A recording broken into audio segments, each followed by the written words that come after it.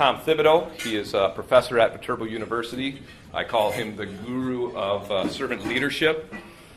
There's kind of a cool little story about Tom. The last time he spoke up in Eau Claire, I was at the event, and it was Tom and Paul Bookville and I were kind of standing in this little group like this, and we were saying how great it was. There were like 200 plus guys at that event, and Tom turned to me and says, "Tony, why don't we have this in LaCrosse?" And I said, "That's a pretty good question. I don't know." And he looked at me and he said, "Well, get on it." So here we are. So Tom, you're standing here because of you. Because I've been talking since doing this. So everyone, a warm round of applause for Tom Thibodeau.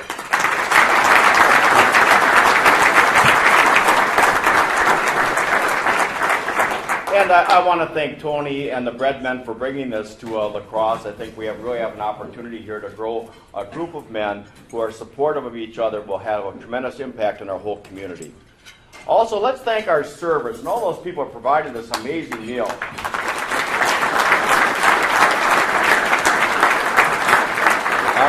Gerald Baldner and I were talking, we're old school. When you had meatloaf when we were kids, it was a big night. There was something important happening, so very happy.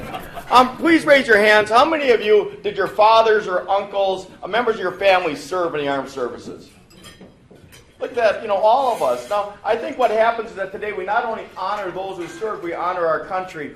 And I don't think that we honor our country any better than when we blend our voices together. So can we all just sing one verse of America the Beautiful? Oh, beautiful for spacious skies, for amber waves of grain, for purple mountain majesties above the fruited plain. America, America, God shed His grace on thee, and crown thy good with brotherhood from sea to shining sea. And crown thy good with brotherhood. This is what today is about. Brothers gather together. My topic today is servant leadership lessons that I learned from my father. When Crosse and Posner, who are the leaders in leadership development, asked people, who taught you about leadership?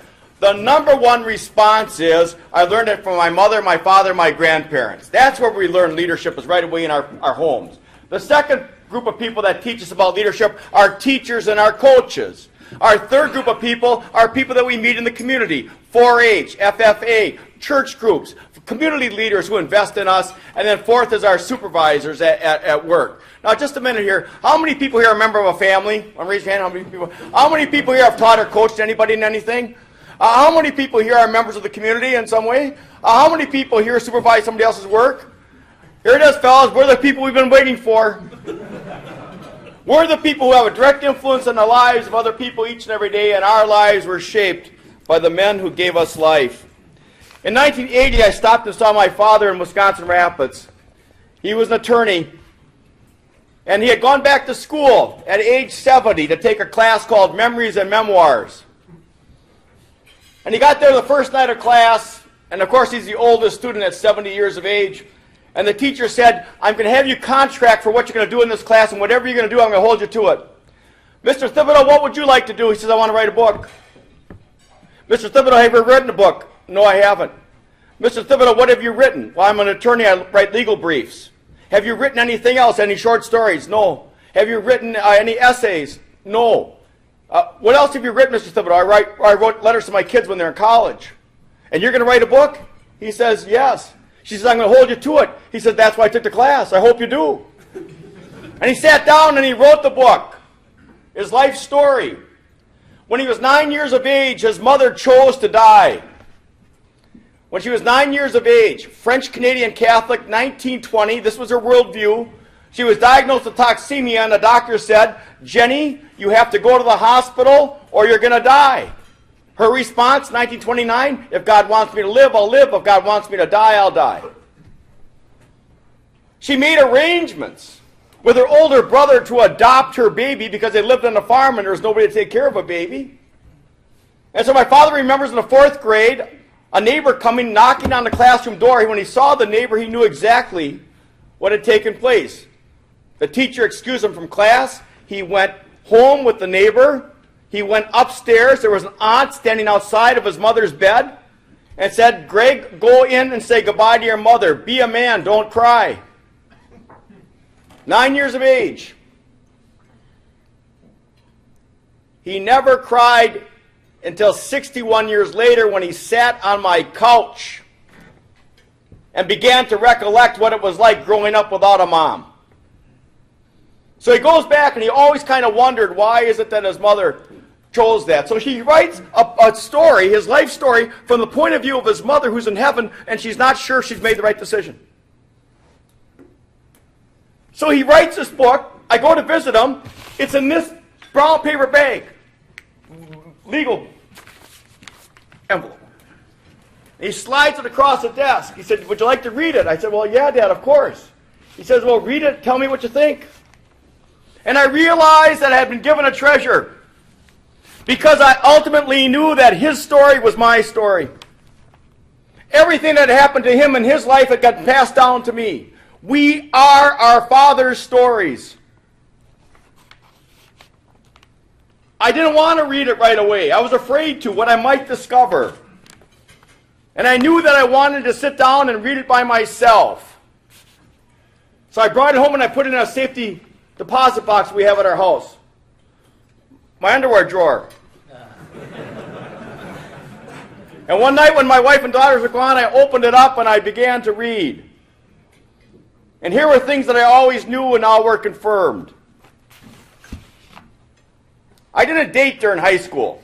I'll tell you the reason why in just a moment. But when my brother and I got to college, we both discovered girls. A great discovery. And then both of us started dating girls whose names were Jenny. For the first time in my life, I realized that my father's mother's name was Jenny.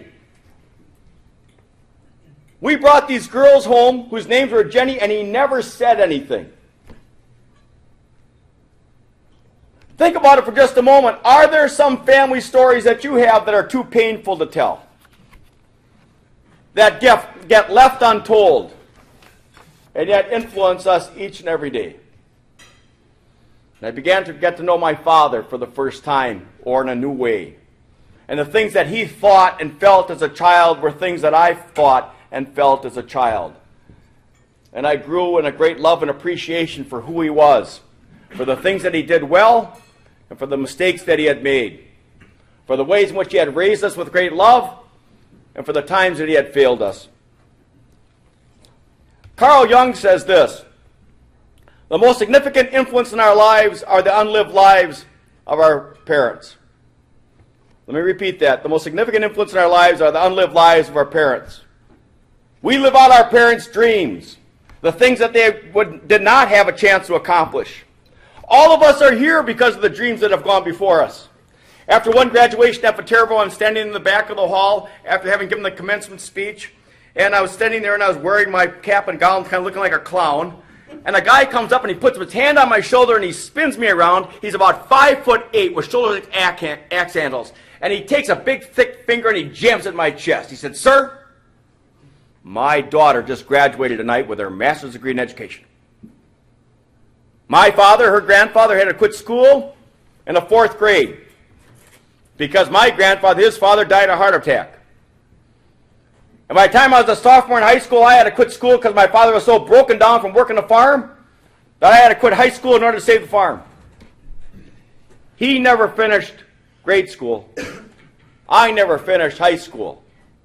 And tonight, his granddaughter, my daughter, got her master's degree in education, and I just thought somebody ought to know." And we stand here today, on the shoulders of all those good people who went before us, all those people who held us with hopes and dreams. What are the hopes and dreams that we have for the next generation? What are the way in which we're committed to the young men and young women in our communities who need fathers and leaders, husbands and mentors? Our lives are given to us as a legacy. We are stewards of a legacy not our own. A child arrived just the other day, came into the world in the usual way, whether playing sketch in Bill's Bay. He learned to walk when I was away, and he talked about it going to his school. He'd say, I'm going to be like you, Dad. You know, I'm going to be like you. And the cat's in the cradle and the silver spoon, little boy blue and the man in the moon. When you coming home, Dad, don't know when, but we'll get together then. You know, have a good time then. My son turned 10 just the other day. He said, thanks for the ball, Dad. Come on, let's play. Can you teach me to throw? I said, not today. I got a lot to do. And he said, that's okay. And he walked away, and his smile never dimmed. He said, I'm going to be like you, Dad. You know, I'm going to be like you. And the cat's in the cradle and the silver spoon, little boy blue and the man in the moon. When you come home, Dad, don't know when, but we'll get together then. You know, have a good time then. When he came from college just the other day, so much like a man said, just had to say, son, I'm proud of you. Can you sit for a while? He shook his head and he said with a smile, what I'm really feeling like, Dad, is borrow the car keys. See you later. Can I have 10, please? And the cat's in the cradle and the silver spoon, little boy blue and the man in the moon. When you coming home, Dad, don't know when, but we'll get together then. You know, we'll have a real good time then. I'm almost retired. My son's moved away. I called him up the other day. I said, love to see you if you don't mind. He said, love to, Dad, if I could find a time. See, my new job's hassle. The kids got the flu, but it's been sure nice talking to you, Dad. It's been sure nice talking to you. As I hung up the phone, it occurred to me, my boy was just like me. My boy was just like me. And the cat's in the cradle and the silver spoon, little boy blue and the man moon. When you coming home, Dad, don't know when, but we'll get together then. You know, have a good time then. We are our Father's sons.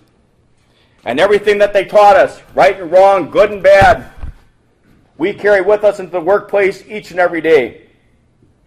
We need to know and embrace ourselves before and accept ourselves for who we are and who we are not, so that we can lead and embrace, help others to do the same. I was at a conference at St. John's University where Joel Cruz and I went to school, and Jean Bonnier was there giving a presentation. An amazing man, received the Templeton Award last year for character and excellence. You might want to look it up on the web. It's just amazing. The guy is just brilliant. He's 86 right now, and he spent his whole life working with people with disabilities. And he was talking, and he's a marvelous speaker. I mean, he's a friend with the popes, with Mother Teresa, with people across the globe, honoring and working with people suffering from disabilities and their families. And at the end of his presentation, a professor stood up. And this professor asked one of those questions. Have you ever been to a conference where a guy stands up to ask a question of the speaker in order to impress the audience of how smart their question is? I'm sure we've never seen anybody who was so full of themselves that they wanted to make an impression on the rest of the group. So he stood up and he spoke. And then he asked this very long, undulated question. And it says at the end, Dr. Bonnier. All day long people are calling him John, just by his first name. But Dr. Bonnier, do you ever regret leaving the academy to living with people with disabilities? And Bonnier smiled, and he said, well, you do know I have my doctorate degree in philosophy. And Aristotle said something very interesting. The man who is not loved seeks to be recognized. The man sat down.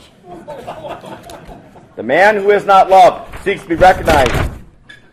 How many times have we paid attention to adult men who still act like a 15-year-old, pointing to themselves, to their accomplishments, to their own ego needs, amusing in a 15-year-old, pretty disgusting in a 45-year-old. Men who are not loved overcompensate in so many ways. Probably the number one way is workaholism. The worst person to work for is a workaholic, because your work is never done and it's never good enough. Our self-worth doesn't come through our work. Our self-worth comes through our relationships. I just want to say one last thing on this point. I'm 64. I can see death from here, so I'm not really spending a lot of words trying to beat around the bush.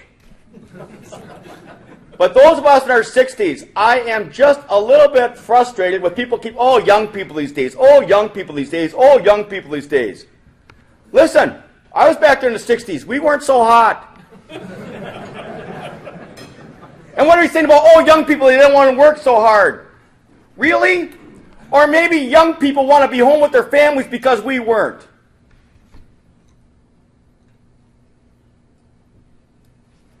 Doctors want to work 40 and 50 hours a week, not 60 and 80 hours a week.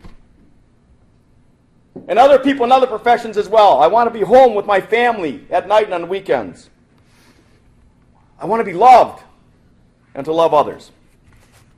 So here are the things that my father taught me. Here are the leadership lessons that I've learned about servant leadership from my father, and no one else taught them better. 1, Embrace suffering. Embrace suffering. If anyone's going to become a leader, you're going to suffer. In fact, they do studies all the time trying to look what are the characteristics of being a leader. You can't find any one list of characteristics. But every effective leader has suffered. When I was 12, I became an adult. When I was 12, my mother was pregnant with my youngest sister who was born when I was 12. I'm the oldest of 6 children. My mother's pregnancy was so difficult that the bed was moved into our family room. And from that bed, my mother taught me how to cook and clean and iron and sew. Skills that I still have today. She gave birth to my younger sister, went into deep postpartum depression. So my mother did not come home from the hospital. She went to a psychiatric ward. So I dropped out of school in the 6th grade, and I cooked, I cleaned, I ironed, I sewed. I gave my brothers haircuts. Terrible haircuts, right? Went beyond my skill ability. But a 6th grade boy can't stay out of school, so my father had to ask members of our church if they'd take us in. I would just ask us right now, do we belong to churches that would take in another man's children? And of course, do you think that we don't talk about mental illness now? Can you imagine what it was like in 1962? There wasn't a foster care system, so we went to live with other families. And so my father took families from our church so we could all go to school together. And in the morning, I'd get up and I'd walk, and my father would pass me on his way to work and wave. And I knew where I had to be at a certain spot every morning so I could see my dad for the day, and I would wave. And I always knew how painful that was for me. But it's only now as a father that I realize how painful it must have been for himself. Going to work all day long, then having to drive to Marshall, Wisconsin in order to see his wife, and then driving back home at night, and then going to work the next day, not knowing when his wife was going to get well. My father worked for a man who was not a good man. He was a tyrant. I caddied for the man on the golf course. He cheated on every hole. Everybody knew it.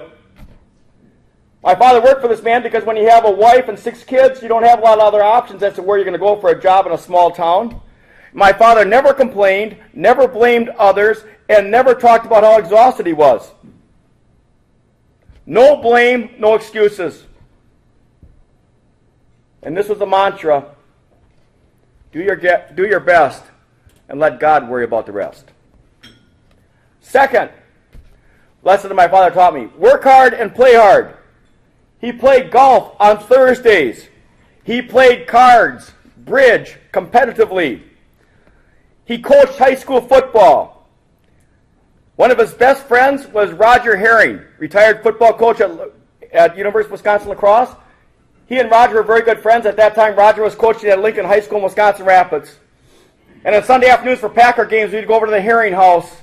And at halftime, the dads would come out into the yard and play football with us in the side yard. The Herring kids and the Thibodeau kids. Mary Herring made pizza, Chef Boyardee, out of a box. That was the first time I ever had pizza in my whole life. My father didn't like tomatoes. He took us to the Y. Taught me how to play handball. How important it was that he played hard, but he worked hard, but he played hard. He knew how to have fun. When's the last time that you've played? When's the last time you went out and just enjoyed yourself with your friends? One night, to see how this gets passed down, my daughter, when she was 7, said, "Dad, this year I want a homemade birthday party." I said, "A homemade birthday party?" "Oh," she said, "I don't want to go to Chuck E. Cheese or McDonald's. I want a homemade birthday party where the kids come over and play games and everybody gets prizes and everybody gets cake and ice cream." I thought, "Oh, this is great." So she invites all of her little friends over, and she's going to be a big 8-year-old. And we played games, and my wife's a kindergarten teacher. She's all organized, and they all got cake and ice cream, and they all got prizes, and thank God they all went home. And that night, I go in to kiss my new little 8-year-old goodnight, and I kiss her on the forehead. She puts her arms around my neck, and she says, "Oh, thank you. You're a real dad." I said, "Nicole, what's a real dad?" And she said, "A real dad takes time to play with his kids." Everybody knows how hard we work, but the real essence of who we are is revealed in how we play. Third, my father was an attorney. When you give your word, you keep it. When you give your word, you keep it. Isn't it amazing at one time, one of those old traditional values, a man was valued in the community if he could trust his word. I trust everything that Joel Cruz or Tom Canolfi have taught me and told me over the last 20 and 30 years.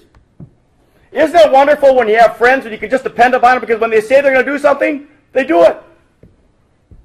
Do you realize how rare that is in the lives of so many young people? Who are the people that we trust? Who tells the truth? What does it cost you? In 1965, the Packers were at their zenith. Horning, Ray Nitschke, Herb Adderley was my favorite, Jim Taylor. And I came in on a Sunday afternoon, and I'm 15 years of age. I thought I knew everything every 15-year-old boy does. You just ask him, he'll tell you. That's why you never tell a 15-year-old maybe. So I came in, I said to my dad, the Packers are going to get beat this afternoon. Oh, really, he said. Sounds like you want to bet on it. And I said, I do. He says, what do I get if the Packers win? I said, I'll clean the garage without complaining. He said, what do you want? I said, I want to go to McDonald's for supper.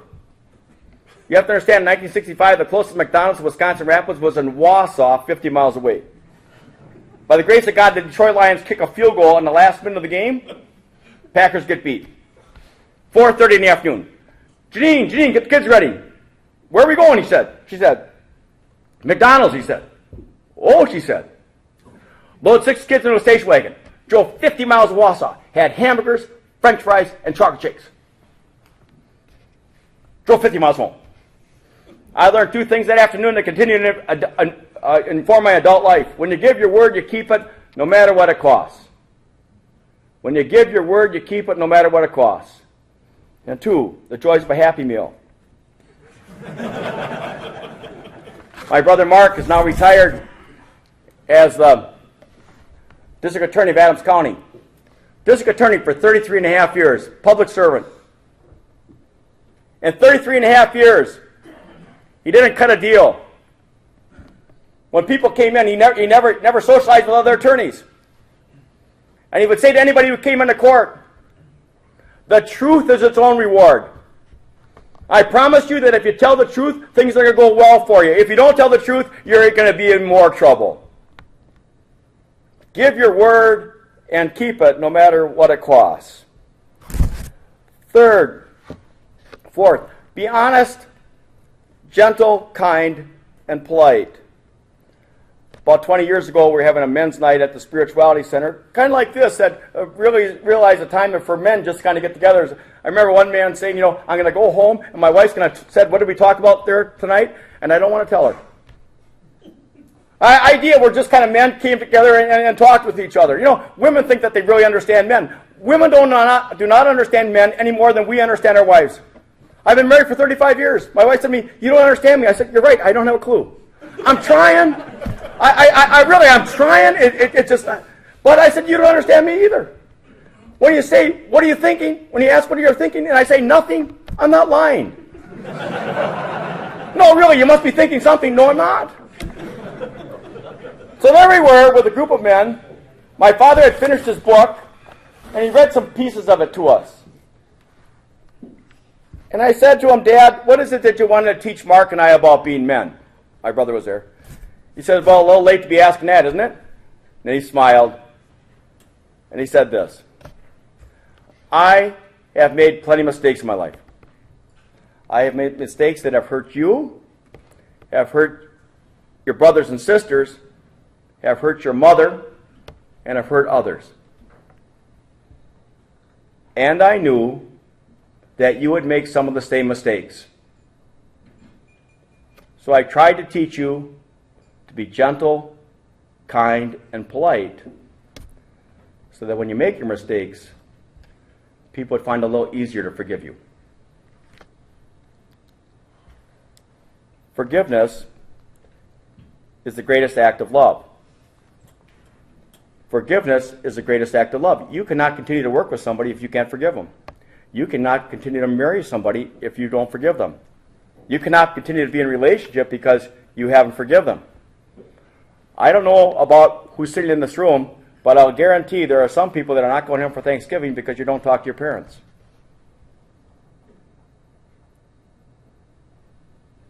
The power of forgiveness. Well then, he gave me an opportunity to practice this. In the last 3 months of his life, he was living in assisted care out here in the south end of town. He had had a stroke, and we brought him to LaCrosse to take care of him. After 35 years of marriage, my father divorced my mother and then remarried a woman who's 5 years older than myself. And there was competition between his new wife and his children. We lost. And as my girls were growing up, we'd have Christmas with their grandfather at Denny's in Wisconsin Rapids. Do you know how hard it is to have Christmas at Denny's?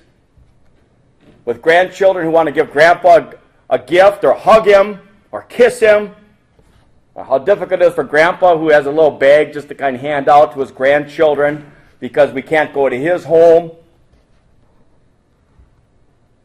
So he has a stroke, and we bring him to LaCrosse, and what had happened is his second wife realized that she didn't want to be married to an older man, and so she threw him out. He had a stroke, and then we brought him to LaCrosse so we could take care of him. And he was as sweet as a little boy. He became the child, I became the father. Our roles were reversed. I grew up. I would go for walks with him and hold his hand. I'd go to the nursing home, and we'd watch the Packer game, and we'd have beer and popcorn, root beer. And he was just so sweet and so tender. He could barely speak. But there he was, my dad, who I loved so much. But then I would think about the 5 years that I could not spend any time with him, and I would think about the woman that he had married and how I perceived that he had been treated, and I would get so angry and started to feel bitter towards what we had lost. And then I had a choice I had to make. What was I going to hold on to? What was I going to let go of? Am I going to hold on to the bitterness or embrace the sweetness? But you can't have them both. What are we going to hold on to? What are we going to let go of? I think in terms of every leader, all of us face conflict. All of us face disappointment. What are we going to hold on to? What are we going to let go of? Hold on to the love. It lasts. Unlived lives of our parents. December 25th, my wife Priscilla and I are driving to Chicago, and I will spend my granddaughter's first Christmas with her in her daughter's home. The unlived lives of our parents. Finally, if you love someone, tell them. The greatest pain in the life of a man is never having heard his father say, I love you. What are we waiting for? The eulogy? I've been at Viterbo for 33 years. I hope I got 5 more years left in the tank. So after 38 years, and I say I'm going to retire, what will happen is that on a Friday afternoon there'll be half a sheet cake and some lemonade. And people who are hungry and thirsty will show up. Do you know what I'd like along the way? I'd like for somebody to just kind of sit down and say, can we have a cup of coffee? What was it like when you were teaching back here 20 years ago?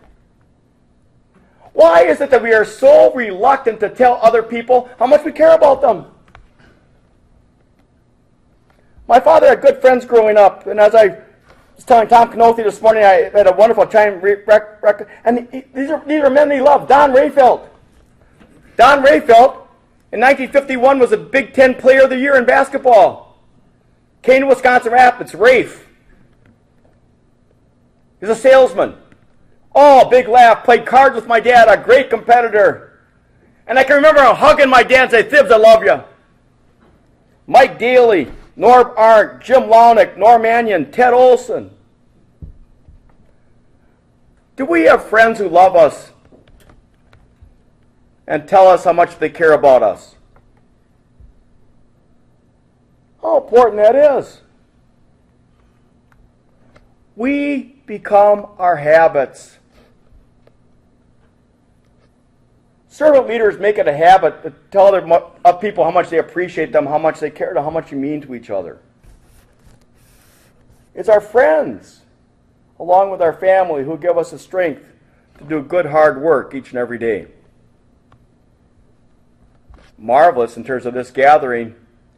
We have the possibility of really over years becoming good friends. And as good friends, think of all the good work that we could do together in this community.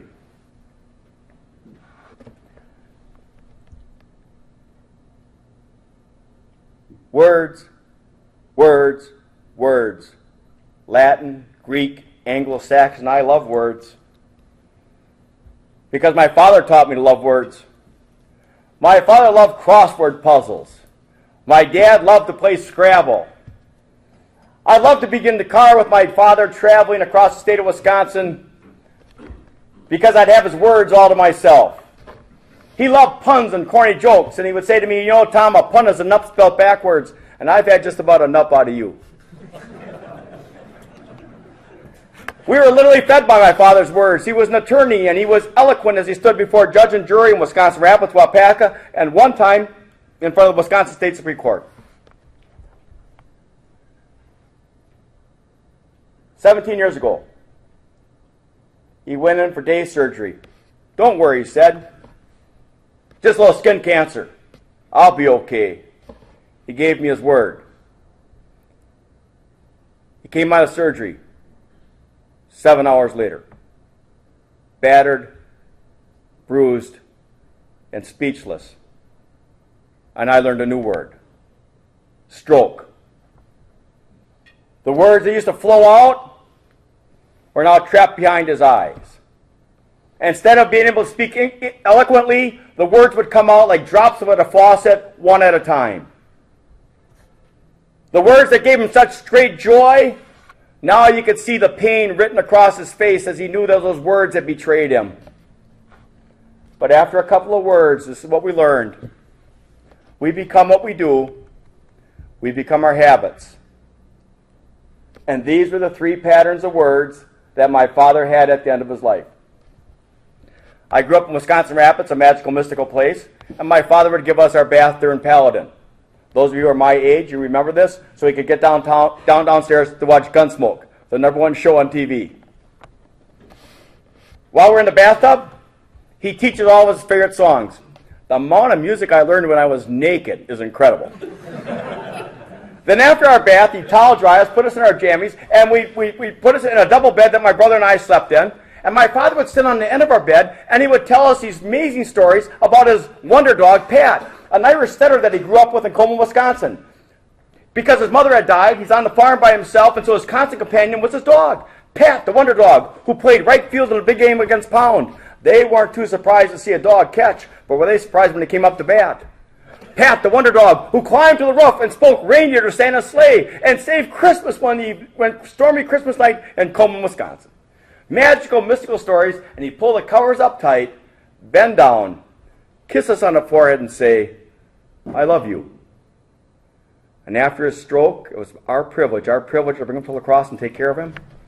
And it was my privilege on Saturday nights to go to the nursing home and give him his bath, help him in his jammies, put him in the bed, sit on the end of the bed, tell those same stories, sing those same songs. And then I pulled up the covers and kissed him on the forehead. And I heard those words that I'll carry with me to eternity. I love you. The second pattern of words that he had were words that he taught us on the golf course. Those words would be used on the golf course and no place else. So there he is, walking around the nursing home. Let's get the hell out of here. Let's get the hell out of here. Let's get the hell out of here. One day I got a call from Gunderson. Tom, come quick. What's wrong? We lost your father. You lost him? He was in intensive care. He's on the heart unit. He had got up, unhooked himself from all the machines, found his clothes, snuck down the hall, walked down 5 flights of stairs, was 2 blocks away from the hospital. When he opened up a car door, got in, looked at the woman who was driving and said, let's get the hell out of here. Thank God she was a nurse and brought him back. And the last pattern of words were thank you very much. My father always appreciated those people who served him. In my father's world, there was no little people. Everybody's work counts. The people paving our streets, the people who are washing our dishes right now, the people who will go back and answer our phones and give us our messages, the people who clean our homes and make us dinner, the people who work in the fields today, making sure that we have enough to eat all through the winter. Everybody's work counts, and my father was always grateful. Thank you very much. Whether we went to a root beer stand or a nicer restaurant, he was always kind and generous and polite with the wait staff.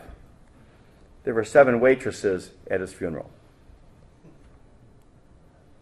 The last 3 months of his life, every time somebody brought a plate of food, oh, thank you, dear. Helped him with his shoes, thank you so much. Brought his medication, thank you. What kind of care would you suspect that he received the last 4 months of his life? Very good. For all of us, we reap what we sow. Sow a thought, reap an action. Sow a habit, reap a character. Sow a character, reap a destiny. Each and every day, you and I have the privilege of handing on the gift that's been given to us to be able to inspire, influence, and serve those people giving over to our care. Let us be grateful today for our veterans.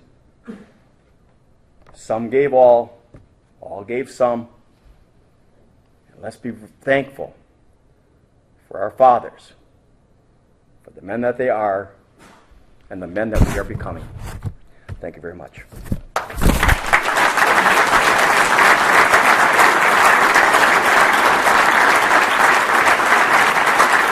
I would like to, I've got just a couple of minutes here. I'm not going to keep you long, but I do want to recognize our sponsors that make this possible. The Praise Network is one of our major sponsors, and they have some stuff in the back if you want to learn a little bit more about the Praise Network. They're a fantastic organization, real positive stuff there. So they have a table set up in the lobby and some, I think they have some newsletters and stuff like that, so feel free to grab some of that up. I also want to point out our silver sponsors. They are sponsors that sponsor every month, and those sponsors are on some of your tables. You can see the little table tents there, but we have Welshire Capital, LaCrosse Sign, Advanced Form Liners, the Center of Chiropractic, Torrance Casting, and Bremer Bank. Those guys sponsor every month, so let's give those guys a hand.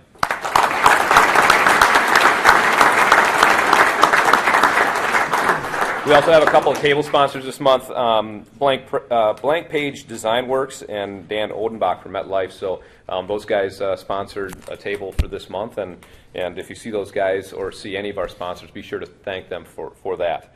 I also want to thank my advisory team, which is made up of a few guys, and some of those guys are here. If you guys could stand up, we could recognize you. Jeremy Novak, Dale Walter, Derek Anerjeski, Mark Platt, and myself, Tony Zach. Well, Jeremy's here. There's Dale. All right. Leading with Power would not be made possible without those guys helping out, and there's a lot of work that is involved in getting you guys here and getting everything coordinated, so thank you very much for that. And then I also want to thank our bread men. They're some of the guys that help really reach out and make this organization possible. So if there are any bread men out there that, and you know who we are, please stand up so we can recognize you also. There's one. There's a few. And there are some that aren't standing up, so thank you guys. And that's really about it. Next month we have Pat Biondo speaking. Pat Biondo owned a company called Biondo Boats, and it didn't all work out the best for him. His talk is When It All Falls Apart. We all go through a lot of stuff as men, business owners. We have our ups and downs. Some of us hit rock bottom before we can turn it all back around. And Pat is one of those guys that he kind of lost it all, and he's on the way back up. And he's an inspiring speaker. He's always got a lot of energy. If you know Pat, Dave, some of these guys are giggling because they know Pat. But he is a fantastic guy, and you're really going to want to come and see him. So. Reach out to guys that you know. Bring them as a guest. Again, if you want to eat for free, we can just keep this thing going and growing. So it will be here next month, and that's about it. As far as the times go, if you guys want to show up around 11:30 and do some networking next month, feel free. If you guys want to stick around a little bit afterwards, there's a great group of guys here. If you want to get to know some guys better, feel free to do that. And we'll see you all back here next month. Next month, is December. It's actually December 2nd. It will be the first Wednesday of the month. Piggy's had another thing booked for the second Wednesday of the month. So it is the first Wednesday of the month next month, December 2nd. So be ready for that. Tom, thank you once again for coming, and we'll see you all next month. Thank you.